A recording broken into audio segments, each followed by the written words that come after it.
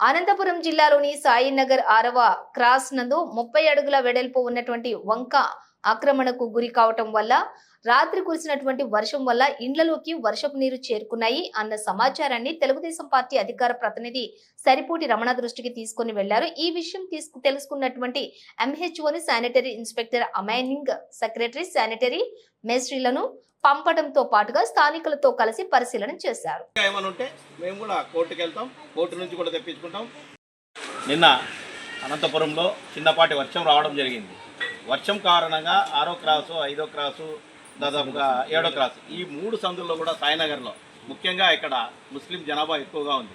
ఈ 3 సందుల్లో కూడా ఎందుకు ఇబ్బంది పడుతున్నారంటే గతంలో ఇక్కడ 30 నుంచి 33 అడుగుల వెడల్పుతో ఒక వంక పోయేది. ఆ వంకలోకి వాటర్ అంతా పోయేది. ఇప్పుడు మొన్న ఈ 5 సంవత్సరాల్లో ఆ వంకను వైఎస్ఆర్కి సంబంధించిన కొంత నేతలైతేనేమి ఎవరో అందుకే వచ్చినాం మీకోసమే ఉంటాం, మేమేమి మీకు అండగానే ఉంటాం, దానికేం సమస్య లేదు. మార్నింగ్ వచ్చి హెల్త్ ఆఫీసర్ వాళ్ళు మీకు ఇచ్చిన తర్వాత దీనికి మెయిన్ కారణము టౌన్ ప్లానింగ్ వాళ్ళు రావాలి, వాళ్ళని కూడా రమ్మని వాళ్ళకి చూపించినాము. ఆల్రెడీ వాళ్ళ దగ్గర ఉందంట, సర్వేయర్ రమ్మంటారు.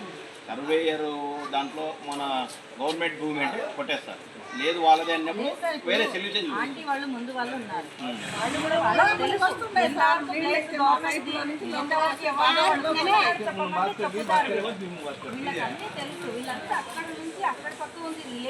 కొట్టుకుంటున్నారు. ఇనే వాళ్ళు ఎవరున్నారు? కానీ మాకు చేద్దాం.